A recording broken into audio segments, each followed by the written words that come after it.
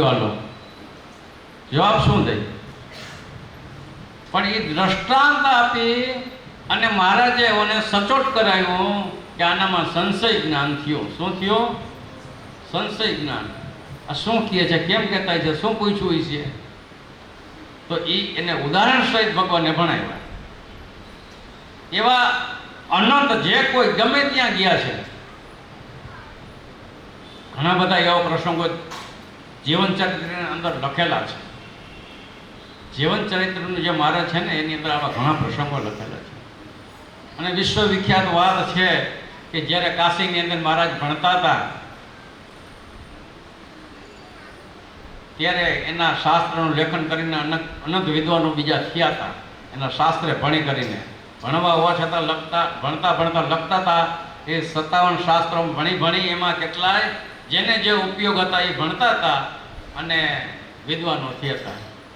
પણ એક વખત એક સમય આવ્યો જે ભણી ગણી અને મહારાજ ભણવામાંથી નિવૃત્તિ લઈ ડિગ્રીઓ પ્રાપ્ત કરી અને જૂનાગઢની અંદર વસતા હતા. તે સમયે એમ કહે છે કે ભગવાન સ્વામિનારાયણ સંપ્રદાયની અંદર સંત દીક્ષા લઈ અને પોતાનું ભગવાનપણું અને સંતપણું બંને હાંચવી અને રહેતા હતા જૂનાગઢની અંદર.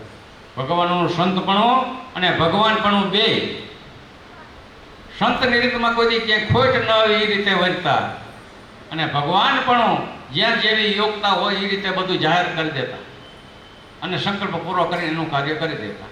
આવો ભગવાનનું પણ ક્યાંક વાપર્યું છે. તો તે સમયે કહે છે કે સંપ્રદાયના મોટા વડા જે આચાર્ય કહેવાતા એમના કે એમના જે દીકરા એમનું વેવિશાળ કાશીના જે મહાન પખર વિદ્વાન મોટા અગ્રગણી હતા એની હારે સંબંધ થયો. એમાં વિવાહનું આયોજન થયું અને એ એમ લખાણ છે કે એમાં જ્યારે આમંત્રણ આપ્યું કે જાન લઈને આવવાનું હોય તમારે ત્યારે તમે તમારી તૈયારી કરીને આવજો, પ્રશ્ન ઉત્તરી કરવી છે. હવે એ પ્રશ્ન ઉત્તરીની વાત પછી એને વિગતવાર વધારે જાણી આમાં ટૂંકમાં લખ્યું છે. શું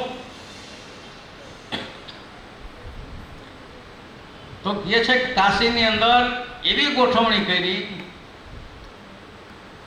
આમ 200 ખુરશીઓ નાખી, 200 આસન અને સ્વામિનારાયણ સંપ્રદાયના કે જે સંતો પુરાણીઓ શાસ્ત્રીઓ અને વિદ્વાનો બધા એક બાજુ 200 બીજા અને સામે આની પર 200 વિદ્વાનો. આવી મહાસભાનું આયોજન કરેલું. આ જે હોલ છે ને એથી કદાચ મોટો હશે. બિરલા ટાટાનો હોલ હતો કહે છે કાશીની અંદર તે વખતે.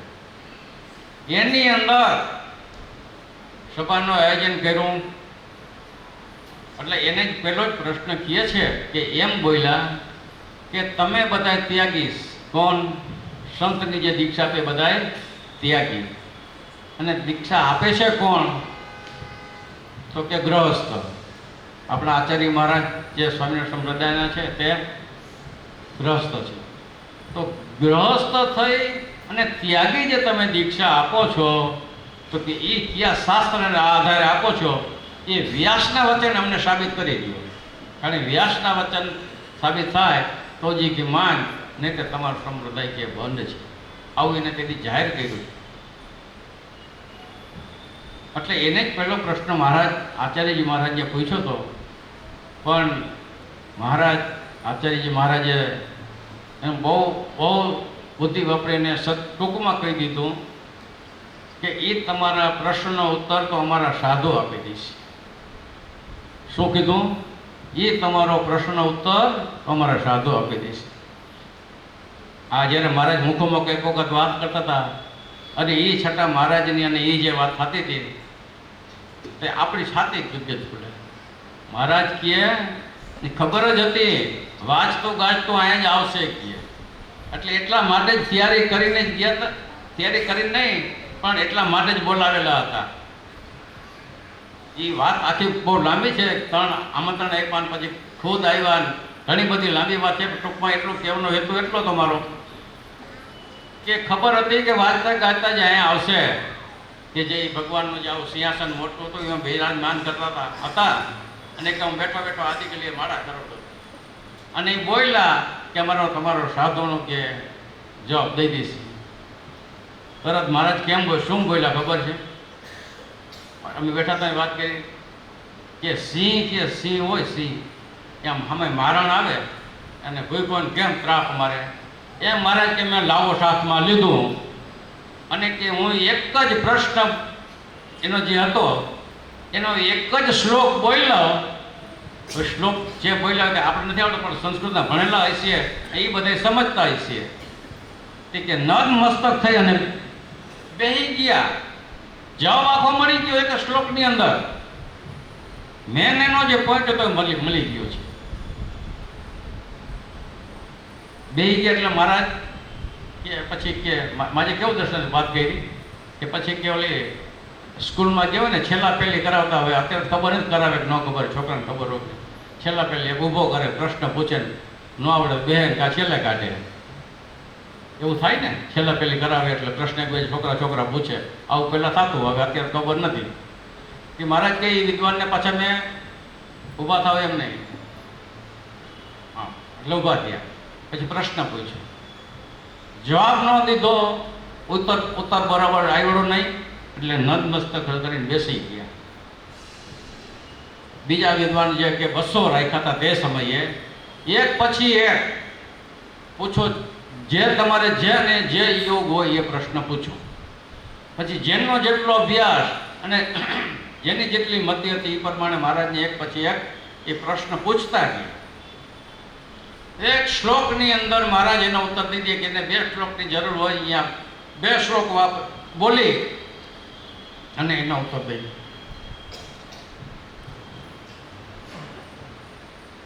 અને સામે પાછા કીએ તમારે જેને જે કોઈ કંઈ પૂછવું હોય બધે પૂછજો. તે હવે કોઈ પૂછે એટલે નો ઉત્તર ન મહારાજ પૂછે ને એનો ઉત્તર કોઈથી થાય નહીં એટલે બેસી જાય. કે એવી રીતે એક પછી એક બધા જે વિદ્વાનો હતા એને અમારા સવાલનો જવાબ કોઈ દઈ શક્યા નહીં. ત્યારે એમ કહીએ છે કે કાશીની અંદર જે મહારાજને પેલા સ્વામિનારાયણ સંપ્રદાયના આચાર્યનો 108 ડિગ્રી જે હતી તે તેના વિદ્વાનોએ જાહેર કરી કે આજથી આ તમને 1001ની ડિગ્રી એનાયત છે, આવી જાહેર કરી. પણ ભગવાન પણ સાચવવું બહુ અઘરું છે અને કાંઈક તમારી પાસે ખોટો હોય ને ધનનો કે શરીર બળનો કોઈ સાચવવું બહુ અઘરું છો. એ ન સાચવાય. ભગવાન જ પોતે એ ધીરજ રાખીને બેઠા હોય. અને ભગવાનને કેવું સાધુ ગણું છે વાપરું, પણ કે અમે તો સાધુ છે, અમારે ડિગ્રીને શું કરવી છે કે અમારા આચાર્યને આપી દો. ચાલો વિચાર કરો. ભગવાન કે હું જ બધાને બધું પોષણને આપનારો છો, પણ કોઈ મને એમ જાણે ખરા કે આવું છે?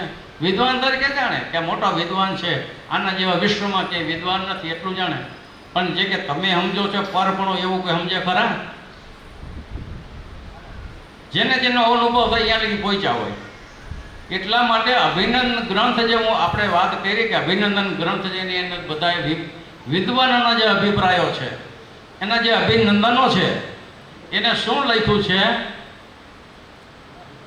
એની ગતિ જ્યાં લગી પહોંચી છે. શું પહોંચ્યું છે?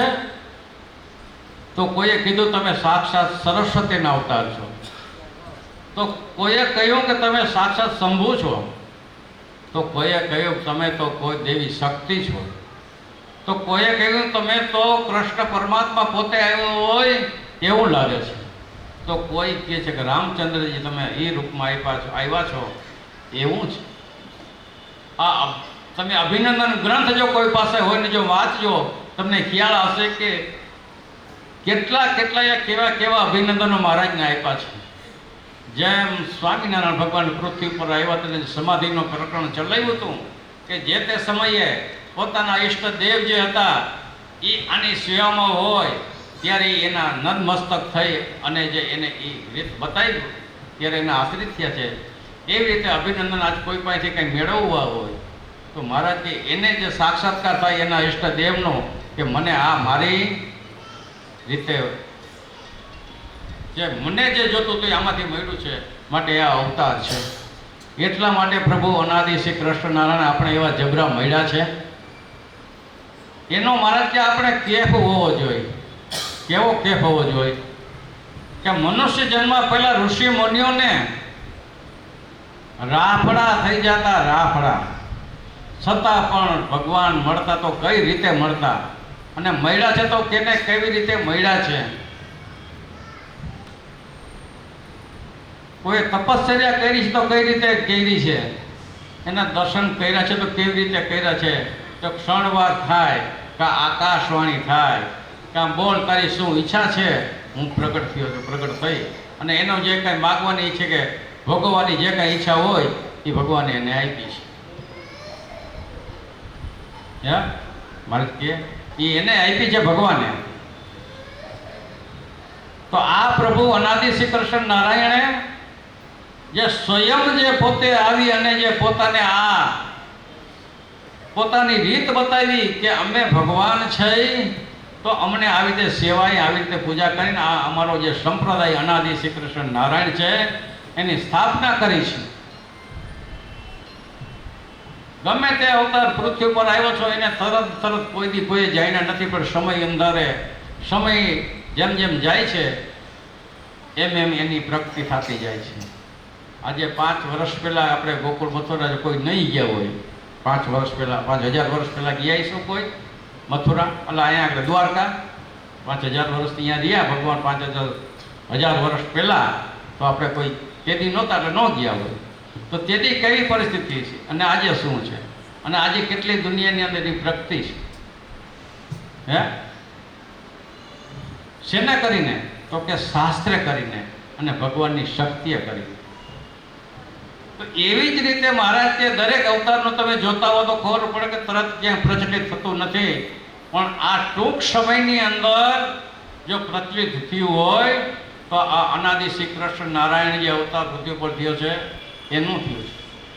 મહારાજે તો સ્વયં એવું બોલ્યા છે ને એવું કીધું છે કે આ લક્ષ્મીનારાયણ સંહિતા નામનો જે ગ્રંથ છે આપણે જેનું દર્શન કરીએ છીએ, આ ગ્રંથ જેનો દર્શન કરીએ છીએ એ 1,26,000 શ્લોકનો છે. 1,26,000 શ્લોકનો આ ગ્રંથ છે. એ જ્યારે એના વાંચનારા 300 વર્ષ પછી મહારાજે બોલ્યા છે કે 300 વર્ષ પછી આવશે, અને એ જ્યારે એની કથાઓનું શ્રવણ જે કરશે ત્યારે સૌ કોઈ એમ જાણશે કે ઓહો આ ભગવાન આવો મોટો અવતાર પૃથ્વી પર થઈ ગયો. તો ક્યાં ક્યાં કોણ કોણ શું છે એ તમામની માહિતી તેથી એને મળશે આમાંથી, આ શાસ્ત્રમાંથી. મહારાજનું જ્યારે એનું રૂપ બાયણે લઈ આવવું હોય ને, આખી પૃથ્વીની અંદર ફેલાવવું હોય ને તો એ ક્યારે નથી ફેલાવી દેતા, તરત સામર્થ્ય હોવા છતાં ક્રમે ક્રમે કરે છે, એ કાર્ય નથી કરતા. એટલે ભગવાનનું વચન છે કે આખા વિશ્વની અંદર અનાદિ શ્રી કૃષ્ણ નારાયણનું ભજન થઈશે. ક્યાં? આખા વિશ્વની. આજે આમાં અભિનંદન ગ્રંથની અંદર લખવાડે ઘણું બધું લખ્યું છે કે ઇન્ડો ચાઇનાની જાવા સુમાત્રા, બલુચિસ્તાન, તુર્કિસ્તાન, અફઘાનિસ્તાન, પછી સાઉથ અરેબિયા, અમેરિકા, ચીન, ઇંગ્લેન્ડ, આવા નામો લખી કે અહીંયા જે સંસ્કૃતની પાઠશાળાઓ છે એની અંદર તમારા પુસ્તકો ચાલે છે, અને કે ભારતની 306 સંસ્થાની અંદર તમારા પાઠ્યપુસ્તકો તરીકે ચાલે છે. આવા અભિનંદનો છે. તો એ તો એક મહારાજ કે મારી ડિગ્રીએ કરીને છે. કેવી રીતે છે કે એક બધાને પ્રસિદ્ધ થાય એટલે, પણ કે તમે જે આ બેઠા છો, આ જે બધા બેઠા છો અને જે ભગવાનપણું જે તમને છે એને એ ભગવાનપણું નથી, પણ આ શાસ્ત્રનું વાંચન થશે તેથી એ વાત સમજીશ.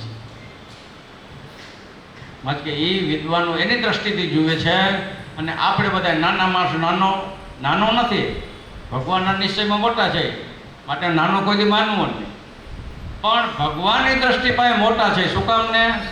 તો તમે મને જેવો છે એવો ઓળખો છે કે હું સ્વયં આવ્યો છું, તમે મારો શરણું સ્વીકાર્યું છે, અને કદાચ મારો યોગ ઘણાને ન થયો હોય પણ મને મળેલા જે સત્પુરુષો છે એના યોગથી જો તમે અમારા લગી પોગતા હો તો સમજવું કે આપણે મોક્ષ જરૂર આપણા હાથમાં લીધો છે. સિદ્ધાંત છે મહારાજનો. જે વખતે ભગવા દીક્ષા જે સાધમાં આપી છે તે વખતે બોલ્યા છે કે જગત માને કે ન માને, પણ હું તમને મારા સંત માનું છું. પણ એક વખત મનાવીશ, એક વખત જગત આખાને મનાવીશ. શું કામ ને? તો યુગને આધારે એ સંત માનશે. આવી ઘણી બધી રીતો લગી છે. ટૂંકમાં આપણે એનું બધું નિરૂપણ કરીએ છીએ. વિગતવાર કરો બે તો કથામાં ક્યાંય ને ક્યાંય ભેગું થાય એવું. ટૂંકમાં બધું આપણે એટલા માટે કહીએ છીએ કે આ ભગવાનના આવા સંકલ્પો છે.